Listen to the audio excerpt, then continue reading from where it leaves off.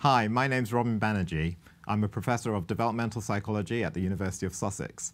In this lecture, I'm going to be speaking about my research on peer relations in child development, getting on and falling out, the role of peer relations in child development.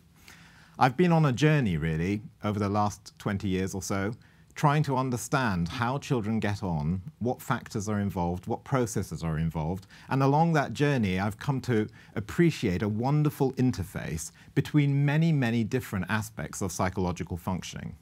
Children's value system, their sense of belonging and the feelings associated with that, the learning that takes place, both in the sense of academic learning at school and how peer relations might play a role in that, and also the wider, broader sense of social and emotional learning in life. Health and well-being, obviously really important for psychologists. And finally, self and identity, a sense of who you are. I'm going to start off there because that's where my PhD research started. I was interested in self-presentation.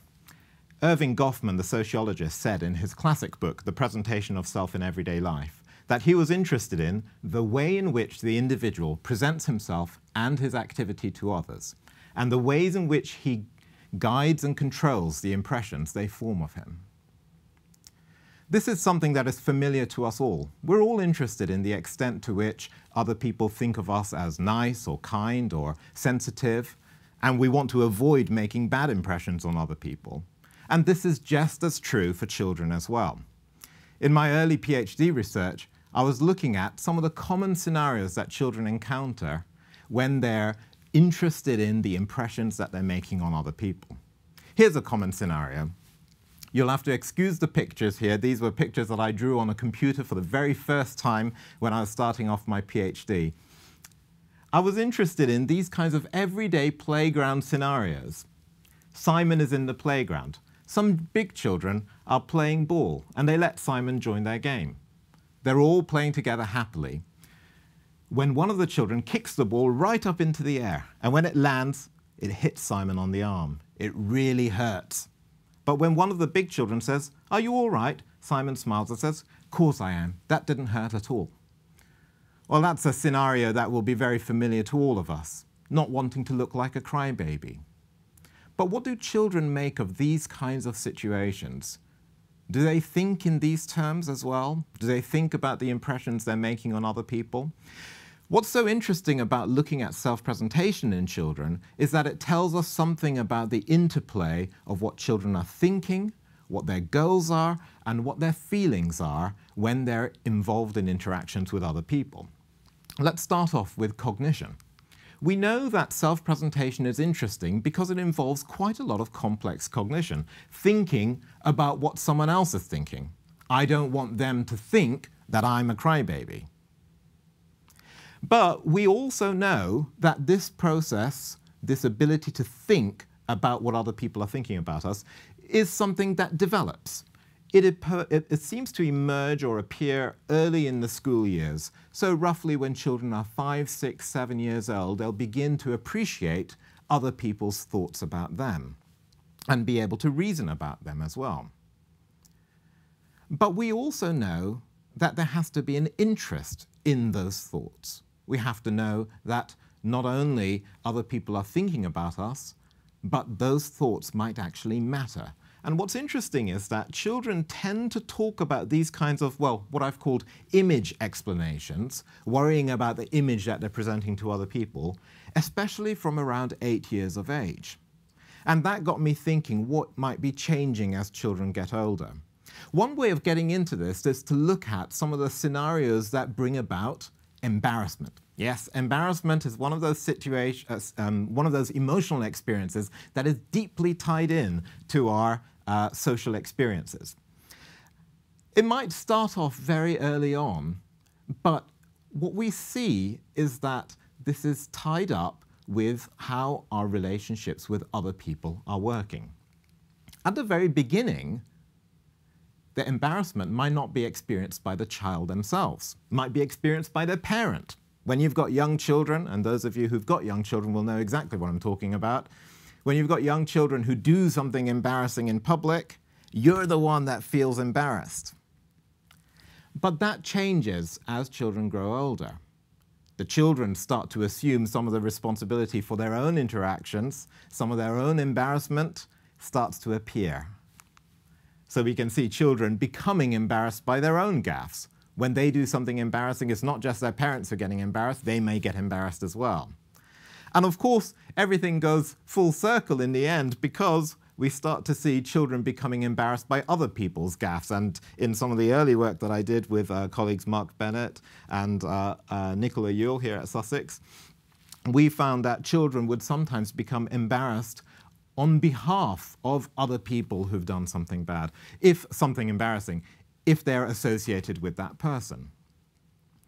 Now, of course, the most embarrassing of all might be your own parents. And as my children will tell me again and again, there's nothing more excruciatingly embarrassing than watching their parent do something embarrassing, whether it's dancing or something like that. So embarrassment and self-presentation go hand in hand. We are very sensitive to the impressions we make on other people. We're very sensitive to the impressions that other people make on other people if we're associated with them. And I want to think a little bit about how that changes with age and what might be driving that. How do children begin to learn about these kinds of processes? What I found during my PhD research was that self-presentational concerns increased with age. Children become more and more sensitive to the impressions they're making on other people, and they become more and more effective at differentiating between different audiences. Understanding, for example, that the way that I win a favorable reaction from one audience might not be the same as the way I win a favorable reaction from another audience. If I want to get on with a bunch of kids who are really into sports, then I might present myself in a different way than if I want to get on with a bunch of kids who are really into working hard and meeting up for lots of studying after school. What's fascinating about all of this is that this developmental process occurs especially within the peer group. My former PhD student, Dawn Watling, worked with me a great deal on looking at the social contexts that seem to elicit and trigger self-presentational concerns. And the peer context is absolutely crucial. Yes, children do experience embarrassment when their parents do embarrassing things. Yes, they sometimes might be socialized by their parents. They might be instructed on how to behave or how to conduct themselves in social situations. But that sensitivity to what other people are thinking about you, that seems to be particularly evident in the context of the peer group. Whenever I talk about this area of research, people ask me, is it the same for boys and for girls? And the answer is that the process seems to be equally important for boys and for girls. We see interest in other people, relationships, self-presentation, image, important for both boys and for girls. But the exact details of how this develops can vary quite a bit. And gender typing is a really interesting process that can help us understand something about children's peer relationships and their self-presentational processes. In one study that we ran, gosh, it must be in about 15 years ago now, we were working with children of different ages, and we found that young boys in particular had a very rigid adherence to gender stereotypes. If we have a boy character presented to this child, a 4 to 6-year-old boy will say, well, a boy character, no matter what, will like to play football or wrestling games, all the kind of masculine typed activities. Even if we've described that boy character as quite counter-stereotypical, they'll disregard that counter-stereotypical information and say, no, in terms of what this boy is going to want to do later, he'll want to play football. And what's interesting about this is that that tendency to show a rigid adherence to gender stereotypes carried through to the way that children themselves presented their profile to other people. Because what we found was that those children, those young boys who are 4 to 6 years old, with that very rigid adherence to gender stereotypes, they were the ones who would display particularly masculine self-descriptions when they're in front of a same-sex peer group. They wanted to adhere to the gender stereotypes which were seen as so important by them. And of course, that doesn't stop. what we find is, as children get older, the way in which they present themselves to fit with gender stereotypes, to fit with values, to fit with ideas about what it means to be socially successful, they become ever more sophisticated. Just as one example, to stick with this idea of gender typing for a moment, one area of research which I'm involved in at the moment, which I'm finding absolutely fascinating with colleagues here at University of Sussex, focuses on not simply what children are saying, but how they're saying it. We're interested in the modulation of vocal output in order to, in quotes, sound like a boy. It's really fascinating.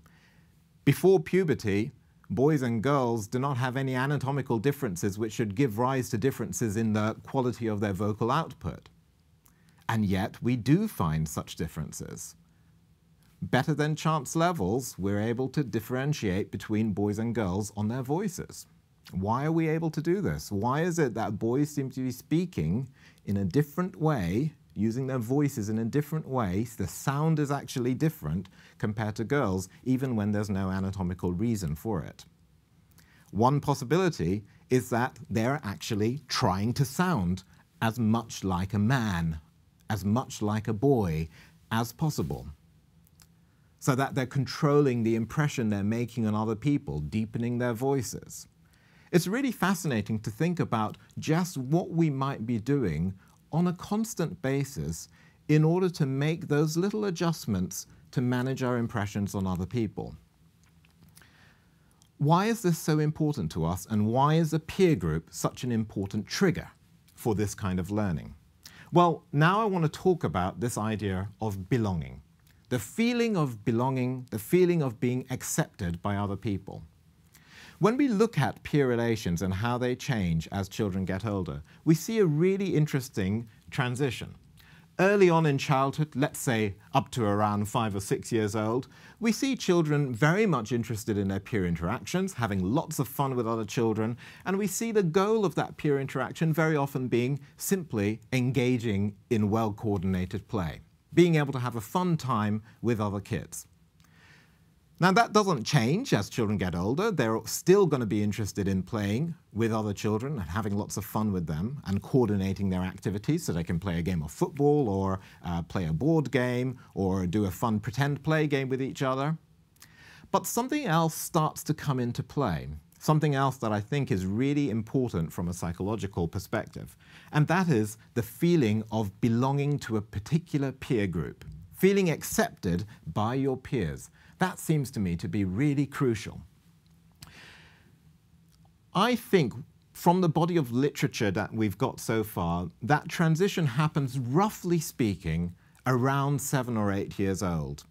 No longer simply focusing on peers as companions, but instead thinking about, where do I fit in? Am I accepted? Do I belong to this particular peer group? So peers, no longer companions alone, are also playing a really important role. They are now evaluators. They will make judgments about us. And those judgments count. Those judgments make the difference between whether we're accepted or excluded. And of course, that becomes really, really challenging for many kids at different times of their lives. We might have experiences which make us feel really uncertain about whether we fit in, and we can feel very sad if we feel that we don't fit in. How do we judge whether we are doing the right thing? How do we make that judgment about whether we are fitting in? Well, a key process, of course, is going to be social comparison. We're going to have to look at other people, look at what they're doing, and think about how that fits with our own behavior. Think about our profile, how we look, what other people look like, what are we doing, what are other people doing, and make those comparisons. And of course, self-presentation fits in perfectly here, doesn't it? Because with self-presentation, we're actually going to try and create the right image, create the right profile that will lead to belonging within that particular peer group. Now, the difficulty when we look at something like peer belonging or acceptance is that it's not something that is very straightforward to achieve. And in fact, if you were to look at any given classroom of children and map out the social networks within that class, like I've done here on this sociogram, we can see remarkable variability. And it will be like this for every class that you see. All of these arrows here represent positive nominations. Kids are simply asked, who do you most and least like to hang out with? These arrows indicate all of the choices of who they most like to hang out with. And you see that wonderful variation in how children are actually getting on within their peer groups. You see some children have loads of arrows pointing to them. So many kids want to hang out with them and spend their free time with them. But then you've got other kids here and here who make their nominations. These are the kids that I most like to hang out with.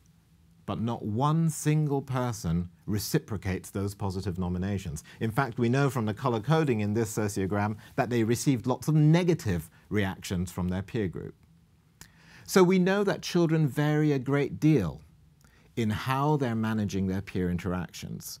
And that provides a window of opportunity for us as researchers to understand why that is and what significance that has.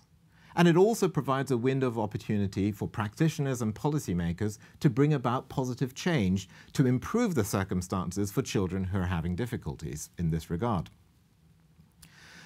We have to state, first of all, from a psychological perspective, that these are quite meaningful variations. People often say to me, well, you know what kids are like. 1 minute they're best of friends, the next they'll fall out, but then the next day they'll have made up and they'll be friends again. And yes, that's true. Children do often change from time to time in their relationships with other people, just like all of us. We have different kinds of relationships which change over time. But what's quite interesting and quite sad is that the peer-rejected category, these individuals who are not receiving any positive nominations from other people, are the very ones who tend to stay in that same category over not just weeks, not just months, but even years of their life growing up. And of course, that peer rejection is associated with a lot of negative feelings. Obviously, children are going to experience more loneliness because they're not actually having positive social interactions with other people. We also know that that can escalate into very negative experiences of mental health problems, such as depressive symptoms and anxiety. And of course, there may be an overriding sense of confusion.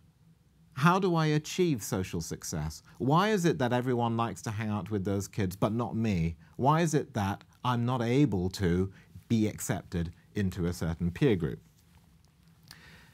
That feeling of being rejected can trigger very negative experiences of fear and anxiety because you have this sense of, what do I need to do? Things are just going to be bad. I'm not going to be able to cope. It's just a general sense of threat and danger. This makes a really interesting link with the whole research area regarding social anxiety and uncertainty about self-presentation. Social anxiety can be understood to involve self-presentational features in this sense. On the one hand, a very strong motivation to make a desired impression on other people. You really want other people to think well of you, but unfortunately, very little confidence that you'll succeed in that goal. Very low expectation that you'll be able to make that desired impression. It's like the worst case job interview. You go in there wanting other people to think that you're competent and confident and just the right person for the job, but you've got absolutely no confidence whatsoever that you'll succeed in that. It's a horrible feeling. And for some children, that's a feeling that they experience every single day that they go out to school, step out into the playground and interact with other people. And in fact, in some research which we carried out ourselves a few years ago, we showed that indeed, children's sense of social anxiety, their experience of feeling that fear and anxiety around other people, was associated with, on the one hand, a greater use of self-presentational tactics, things like, I'll agree with what other people say just so that they'll like me, but at the same time, a poorer differentiation between audiences. You'll remember a few slides ago we were looking at the ability of children as they get older to differentiate between how they present themselves to one audience versus another audience. Well, it turns out that socially anxious children appear to be so preoccupied with the negative impression that they're making on other people that they may not be paying attention to the information about those audiences. what are the qualities of that audience? What are the things that their preferences and what they like? How do we respond to those subtle cues in our interactions? And that may be a bit of a vicious cycle for socially anxious children. It may be so much of a vicious cycle that when they're in trouble and they're feeling upset and they want to get some help, they may not know where to turn to. It's quite interesting. One of my former master's students, Sylvia Leaves, she worked with me looking at social support seeking in children. We were working with that important age of transition when children have just stepped up into secondary school, a real time of uncertainty for a lot of children. Now, at 11 to 12 years, when children are having difficulties around their social relationships, teachers are generally not the preferred social support option. They prefer to talk to parents or to peers. And yet, what was fascinating about this particular study was that children who are more socially anxious were more likely to approach teachers, not the peers, not the parents, but to approach teachers. It's quite interesting. Teachers were almost a source of support for them, a safe place that they could turn to. And that's great.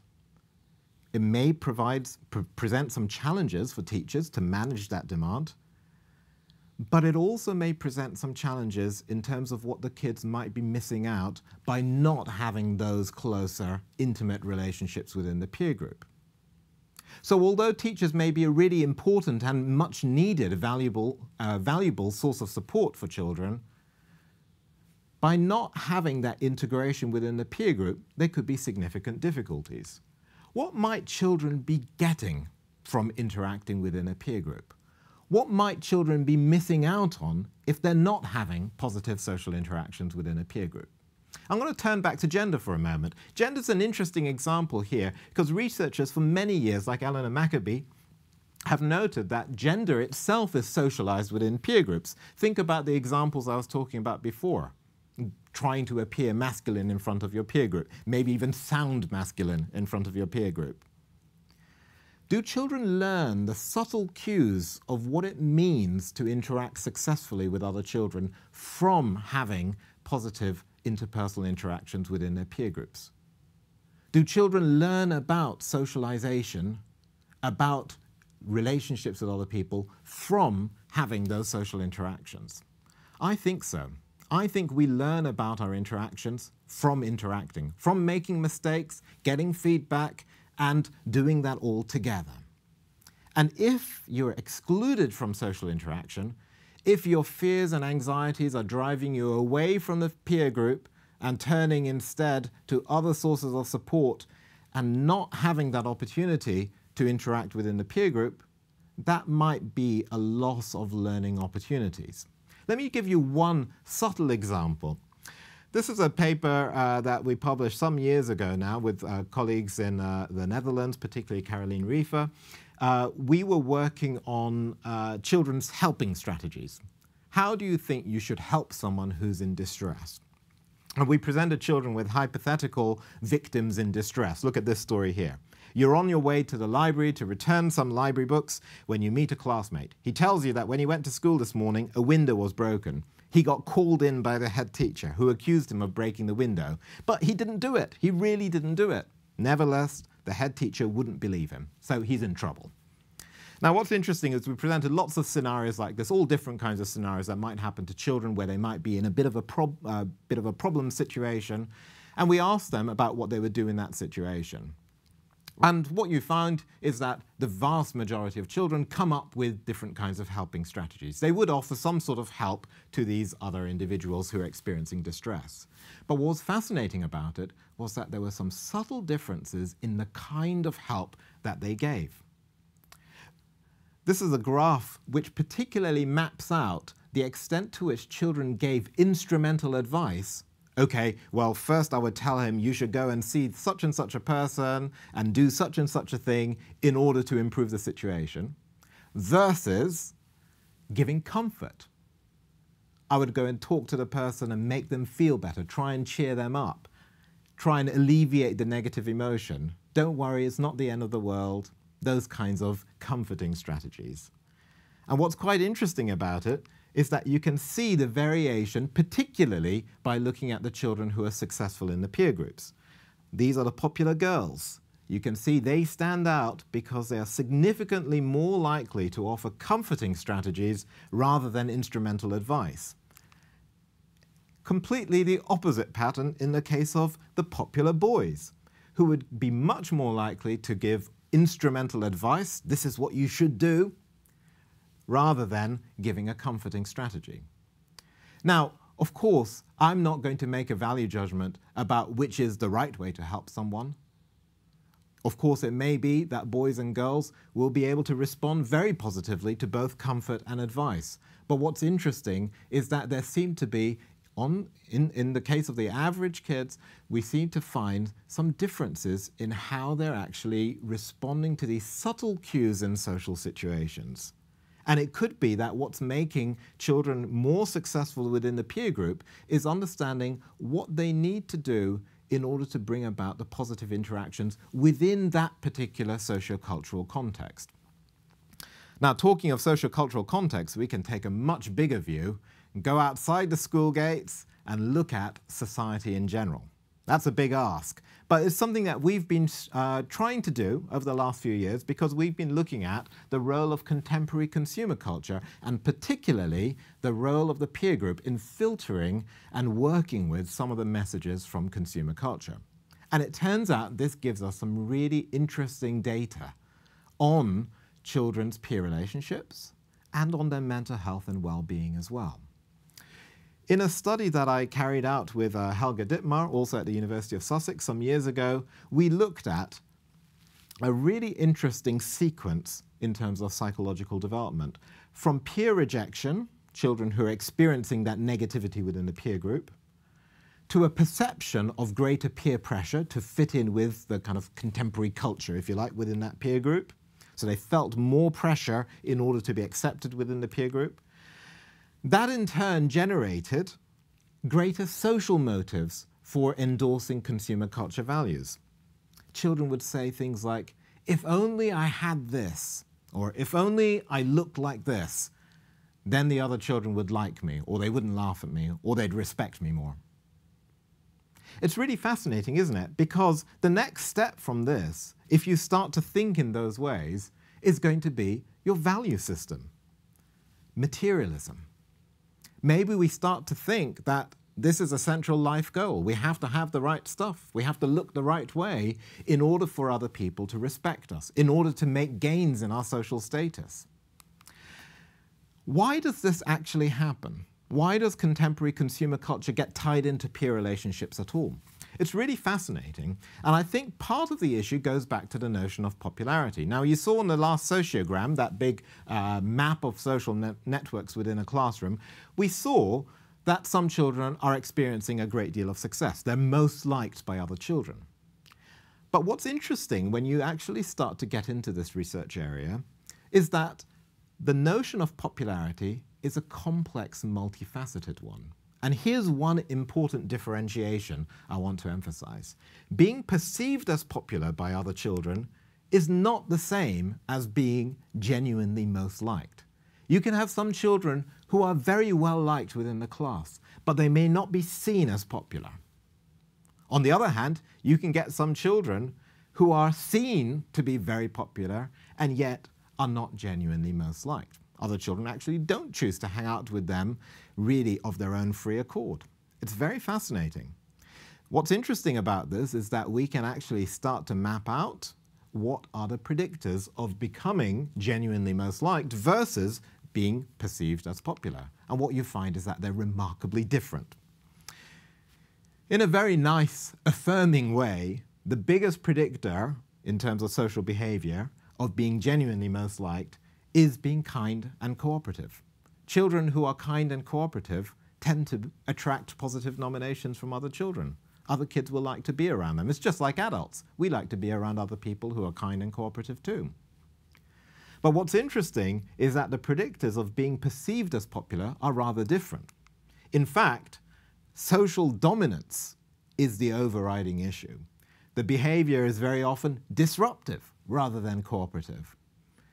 And that profile of social dominance becomes associated with popularity. And you know what else becomes associated with popularity? physical appearance, having the right looks, material possessions, having the latest stuff. All of these things then form a kind of constellation of factors which are associated in everyone's minds with popularity, even though they're not the most significant predictors of being genuinely most liked. Now, what does that do for a child who's experiencing peer rejection? How will a child experiencing peer rejection respond to these kinds of messages about what it means to be successful? Well, we've been following a group of children, a very large sample of children, over 3 school years. In a project with Helga Dittmar, funded by the Leverhulme Trust, we've actually been carrying out a study of over 1,000 kids from primary and secondary schools, following them over 3 school years to try and track this developmental pattern.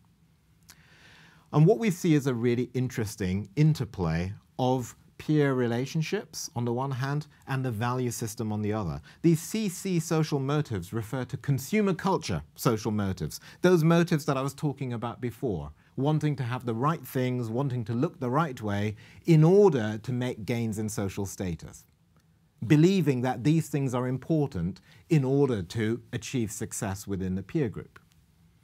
What we find is a really interesting negative spiral. I'm afraid that turning to consumer culture is not an easy solution for children who are experiencing peer rejection. In fact, our evidence suggests that it's quite the opposite, because early peer rejection is positively associated with greater endorsement of consumer culture values. So they are turning to consumer culture almost like a coping mechanism, we think, in order to achieve greater success. But what happens is that it leads to, unfortunately, worse rather than better peer relationships, because this relationship is one which is making the peer rejection worse over time. So we see this negative spiral of children who are experiencing low social well-being, who are experiencing rejection, and I should say as well, we're finding a very similar pattern with children's negative emotions. Children who are experiencing low social and emotional well-being, turning to consumer culture in the hope that it will bring about gains in social status, but in fact, that leading not to gains in social status, but actually a negative spiral going downwards in social status, the peer rejection even worse. Why? Well, this is something we can only really speculate on right now, but I suspect that what might be happening is that by turning attention to consumer culture, we might be doing so at the expense of the things that really do matter, i.e. being kind, being cooperative. Those are the things that actually predict being more liked within the peer group. And if you're focusing all the time on the messages from consumer culture, that doesn't do you any favors as far as your peer relationships are concerned.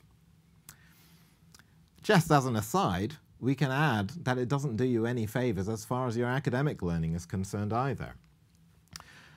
I had a wonderful PhD student that both Helga and I supervised, Lisbeth Koo, and Lisbeth did some wonderful work looking at materialistic orientations in teenagers, both in the UK and Hong Kong, and found that this was associated with a poorer, more negative approach to the learning context.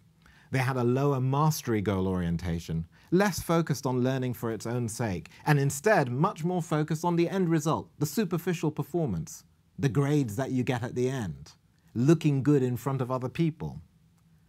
But that, it turned out, was counterproductive. And in Liz's work, she found that exam performance actually declined over time. We also know, in an experimental study that Liz ran, that emphasis on materialistic values, we actually did this experimentally using a child describing themselves in a very materialistic way and all the wonderful things that come out of having the right stuff. That video diary actually elicited a more negative response to learning. We saw later on in the experimental session the children being more reluctant, if they had seen such a video, more reluctant to choose a challenging learning task because they didn't want to make mistakes and look stupid, and less persistence with a difficult task. When we gave them a difficult task to do, they'd give up much more quickly than the children who saw a control video stimulus.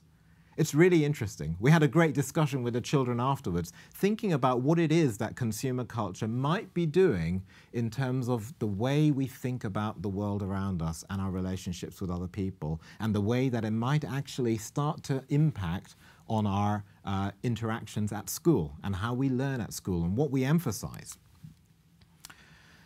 Now, one thing that I do want to bring out, which people always ask me about, is, yes, but is this for everybody, or is this for children who have specific difficulties?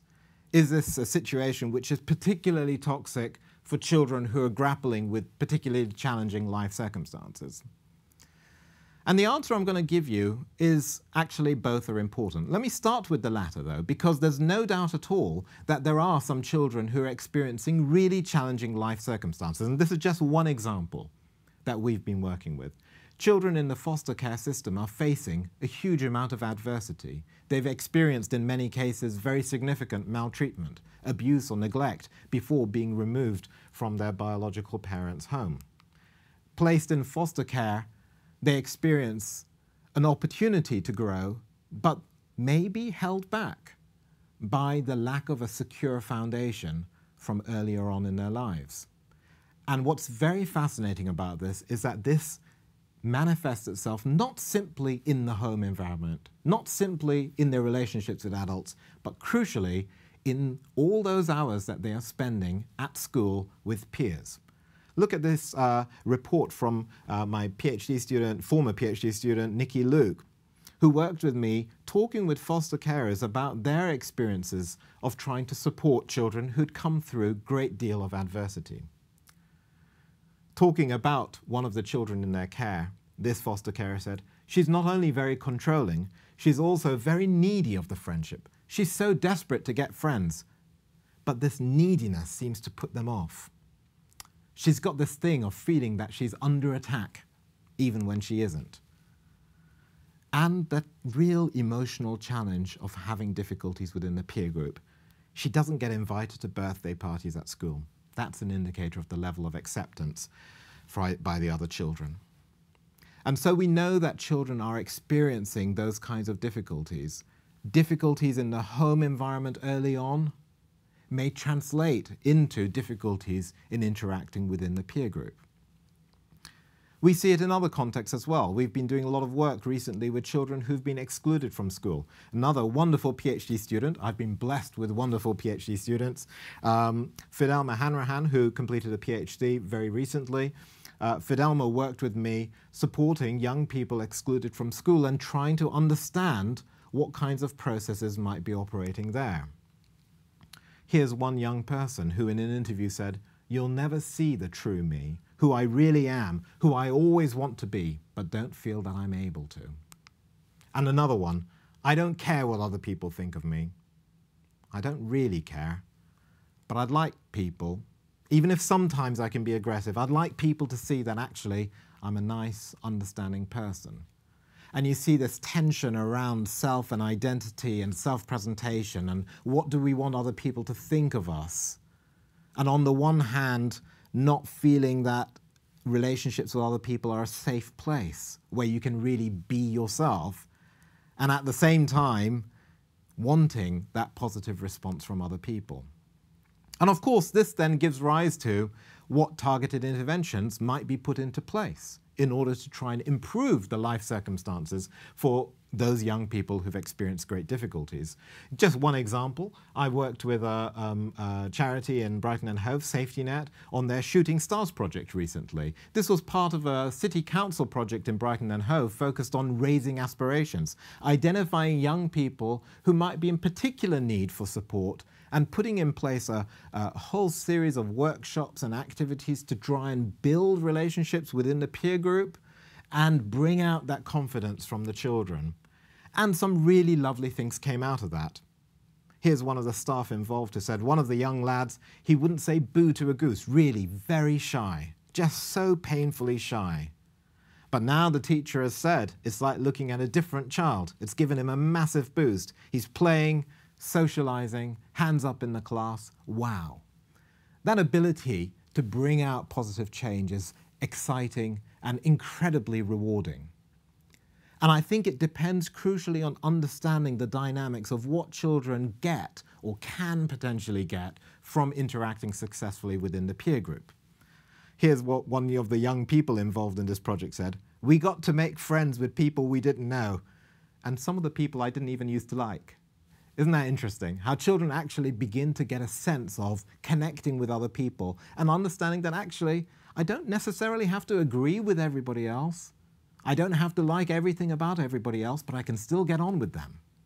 And I think that's a really interesting turning point within the young person's mind to begin to see that safety in relating to other people who can be very different to them.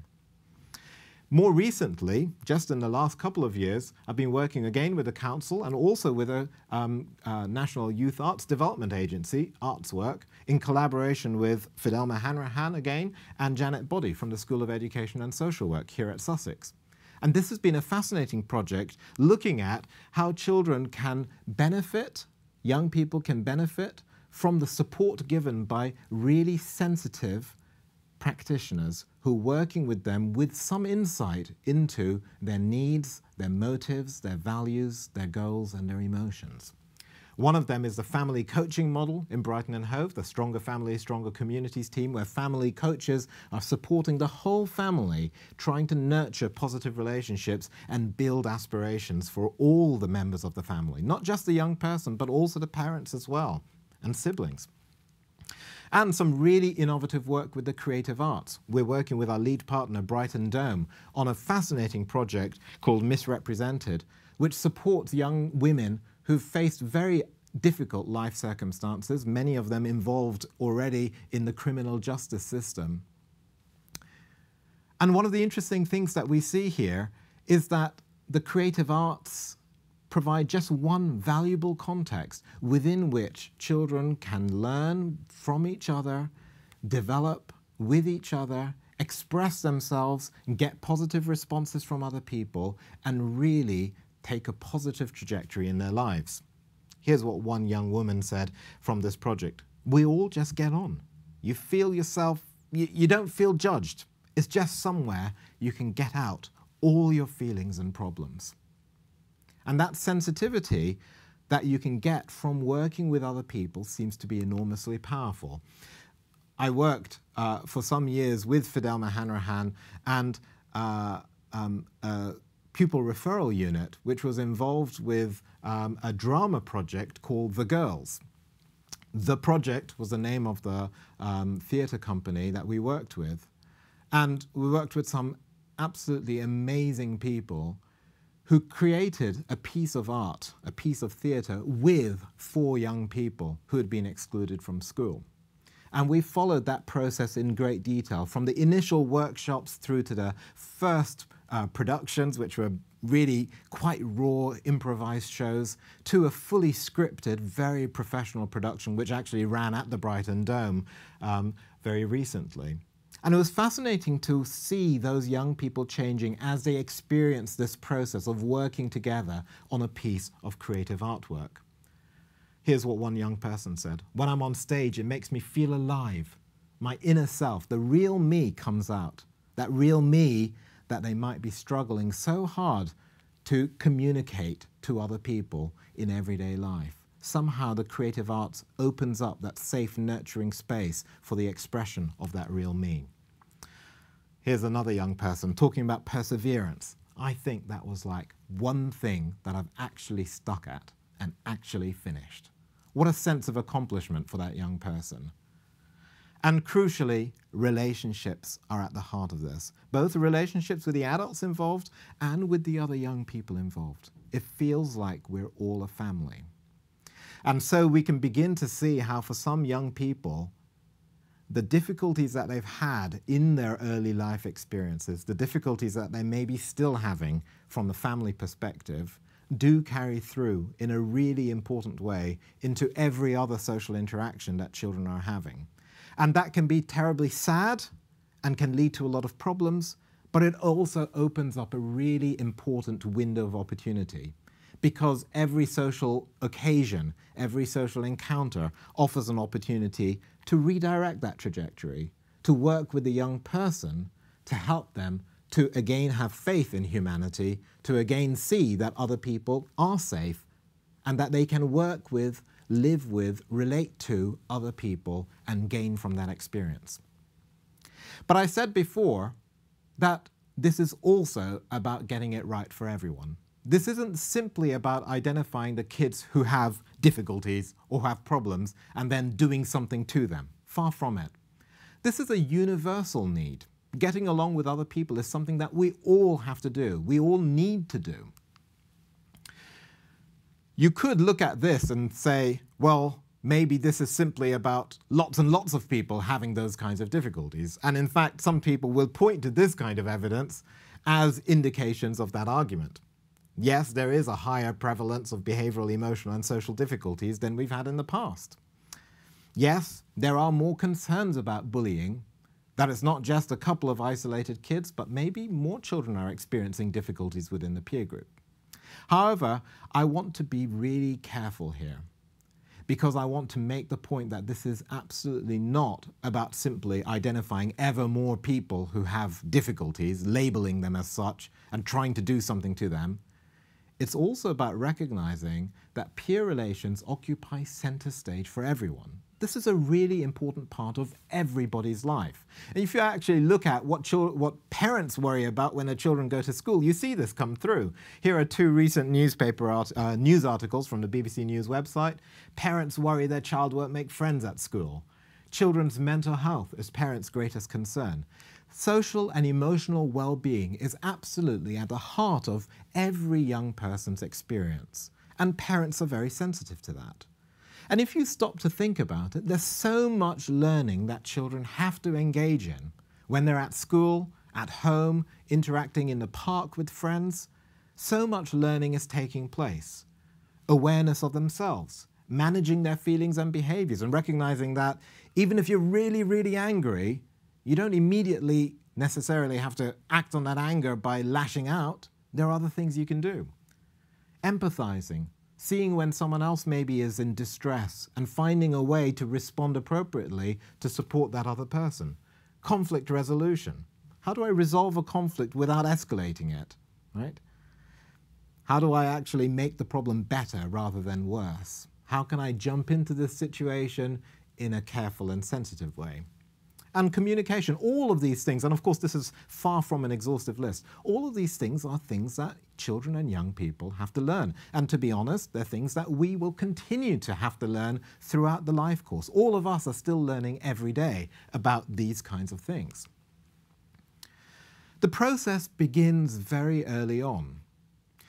Another wonderful PhD student, Kay Matheson, worked with me a number of years ago looking at children's earliest forays into the world of peer interaction. She was looking at early abilities to understand other people and their minds, understanding things like what other people are feeling. And I'm talking here about 2 to 3-year-old children in day nurseries. So we're not looking at hugely sophisticated things. We're looking at things like recognizing when someone is happy, or sad, or cross, understanding what situations might give rise to those emotions. And what's interesting is that already at that tender age, children vary in just how sensitive they are to those kinds of issues. Some children are much more aware of emotional experiences, much better able to recognize when other people are feeling sad or happy or cross. And what's interesting about it is that those things relate to the way they play. And we can actually track that developmentally through longitudinal work where we follow the same children over a period of time and look at how their insight into other people's emotions or mental states, beliefs, how that actually might provide a really important foundation for getting on with other people, for playing successfully with other people. Here's a research paper that we published a few years ago working with some colleagues at the University of Pavia in Italy, where we've been following children over a period of time during their school lives. And in this wonderful longitudinal study led by my colleagues at the University of Pavia, we are able to track this kind of developmental sequence where the understanding of mental states like emotions, beliefs, understanding what people are thinking, feeling, at age 5 appears to predict more cooperative behavior at age 6, which in turn predicts a greater level of peer acceptance and a lower level of peer rejection at age 7. So we can actually see that those early insights into how people work, how the mind works, actually seems to lay a platform upon which we can build positive social relationships with other people. And remember, those social relationships are absolutely crucial for getting on at school as well. And in this recent work, which is just ongoing at the moment, we've been able to track those children further and show that that lower level of peer rejection at age 7 ultimately seems to predict better academic achievement at age 8. The classroom is a deeply social place. We have to get on with other people simply in order to get through our learning experience and achieve our potential. Working with other people depends on those positive relationships. Unfortunately, of course, we're very often dealing with those negative spirals I was talking about earlier. If children are rejected early on, that makes it more difficult for them to make progress in social understanding. In this paper that we published a few years ago, we were looking at children's understanding of unintentional insults. Understanding that sometimes people get insulted, but the person who's giving the insult wasn't actually doing it on purpose. They weren't intending to insult someone else. They just didn't have some crucial information about that other person. And they said something and put their foot in their mouth, and they didn't realize what they were doing, but they upset someone. And those are really complex situations, and children come across them all the time in the playground. We still do as adults, don't we? But it turns out that we learn about those situations from having interactions with other people. That's the only way. It's not something that we get taught in a book. It's not something that people read out to us. We have to learn by doing, by practicing, by making those mistakes in the playground and recognizing, okay, so I did get upset, but he didn't actually mean to do that to me. He didn't mean for me to get upset. You know, getting that realization is a really complex task, and it depends on having positive social interactions with other people. And of course, if you're socially excluded, if you're rejected within the peer group, what is that going to do? Well, you're going to have more difficulties making that progress with social understanding, and then compared to your peer group, you're then lagging behind in terms of social maturity, and you end up experiencing even greater levels of peer rejection. And that's exactly what we found in that longitudinal study. And that seems like a very sad and very troubled picture for children who are experiencing peer rejection and other kinds of difficulties. But I want to remind you all again that this is also an opportunity. Just as this is a vicious cycle, we can also see the opportunity for a virtuous cycle, where positive social relationships can be nurtured, which then provide that bedrock upon which social understanding can develop, getting that grasp of all the subtle cues of interactions with other people, understanding what it is to be in a group with other people in a positive and sensitive way. And that in turn can engender greater feelings of happiness and well-being. So, does this become a new responsibility for schools? Well, I put the word new in quotation marks because I suspect that in many ways at an informal level, schools have been doing this from the very beginning. But we do have an important role now to play. I think there is an important responsibility at a time when there is ever greater pressure with respect to academic outputs, with respect to league tables, test results, and so on.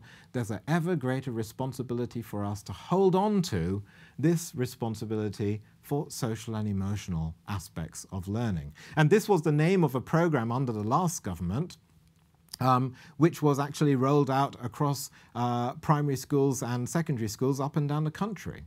The focus is to try and understand the social and emotional skills that children develop during their school lives and actually do something about it, to try to support that development. Not necessarily to teach every single skill, but to provide an environment which fosters the development of those skills. Now, that program was under the previous government. Now we hear a whole range of different strategies from across different initiatives, government and non-profits and commercial organizations, a whole range of things looking at things like promotion for happiness or even the latest trendy phrase, character education. For example, another news article recently from BBC News, schools urged to promote character and resilience. Ultimately, I think we're probably dealing with the same range of issues, which is how children get along with other people, how they manage themselves and then manage their relationships with other people in order to achieve their potential, to feel good about themselves, to respond in positive and supportive ways to other people, and to actually make the most of the learning opportunities that they're exposed to.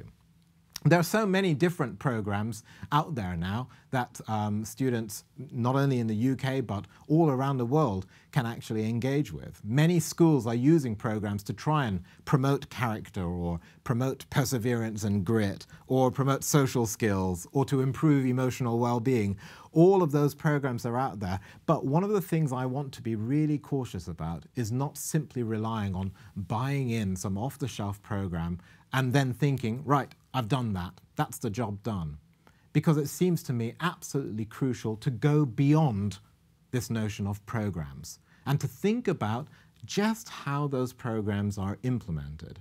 It's not, I'm not going to get into the detail of which program or what's good about one program versus another, but I do want to emphasize this real need to weave that program into the fabric of the school community. And when we looked at SEAL, the previous government social and emotional aspects of learning program, which many schools are still using right now, we saw a huge range of variation in terms of how schools were actually implementing this SEAL program. In some schools, it was fairly limited and constrained. They might have some SEAL lessons which were delivered by some staff, but most of the staff in the schools weren't really engaged with it. But there are other schools at the other extreme where the work on SEAL was actually woven into the fabric of the whole school community. All the staff knew about it and were engaged in it. They were sensitive to it in terms of the language they used with each other and with the young people. They promoted it not just in class time, but in all of those out of class opportunities as well, whether it's during midday supervision at dinner time, whether it's in the playground, whether it's the behavior policies, the approach to bullying, the approach to mental health difficulties. Can we weave that all together and have a coherent approach to promoting social and emotional aspects of learning? Well, what was interesting was that when we saw schools actually engaged in that kind of whole school, universal implementation, recognizing this isn't just about trying to find the problem kids or the ones who are naughty and do something about them. This is a foundation for everyone. When that was happening, we found on an anonymous survey with both staff and pupils, more positive ratings of the social and emotional ethos of the school. It was a nicer place to be. And the young people responded saying that they were experiencing more positive social interactions with other people. And crucially, we also found that this was correlated with higher attainment results in terms of GCSE results at the end of Key Stage 4 and the SATS results at the end of Key Stage 2 in primary schools. And also lower persistent absence as well. So we were seeing a situation where all of these things seemed to go hand in hand. Having a universal approach to social and emotional skills and well-being, having a positive ethos at school, better attainment, more positive relationships with other people, and better attendance as well. All of those things going hand in hand. Which really leaves me with the conclusion that peer relations really are part of a much bigger context. We need to recognize peer relations as valuable not only in themselves, but also in relation to the wider social culture that we all inhabit. And that's schools, families, neighborhoods, our society in general. Just as one final example, the Ofsted Inspection Agency in 2012 produced a report, No Place for Bullying, based on a national survey of bullying across the country, looking at how different schools were dealing with issues relating to bullying. And I was fortunate enough to be on an external reference panel for that work, and it was absolutely fascinating to look at how the experience of bullying was shaping up in different parts of the country in different schools. And we saw that different schools approach things in rather different ways. What was really rewarding about this process was recognizing just how valuable the overall school culture and ethos are. This is not simply about identifying a person who's perpetrating the bullying and a person who's being victimized. It's not simply about the dyad. It's about everybody else. What about all the bystanders who see very often bullying taking place? What about the school culture? What about the community? What was interesting about this report was that they concluded that this isn't just about a dyad of a bully and a victim, but is absolutely embedded within a broader school culture and ethos. So that we need to think about issues such as empathy and social skills. We need to think about feelings of collective responsibility, feeling that we all together are working towards a common aim. And so this leaves me with the point that actually this isn't just about the kids either. The peer relations experience is deeply connected and intimately connected with the experience of adults. We need to pay attention to the adults and the whole community, the well-being of adults, their relationships, as well as the way that they interact with the young people, and then also all the developments that I've been talking about in this lecture so far. So really, I feel like we've only just scraped the surface of why peer relationships are so central to child development. I believe they're like a hinge which connect all the different facets of children's development. Their thinking, their feelings, their value systems, their social experiences at school, at home, in society more generally. I hope that during this lecture you've been able to see just why this interface of values, belonging, learning, health and self has been so interesting to me over these years, and I look forward to doing much more in the future and sharing those results with the academic and wider public community. I hope you've really enjoyed this lecture. It's been a great pleasure. And I want to thank all the people who have worked with me on these really interesting projects. I couldn't have done it without them. And I want to thank you for your attention as well. Thank you very much.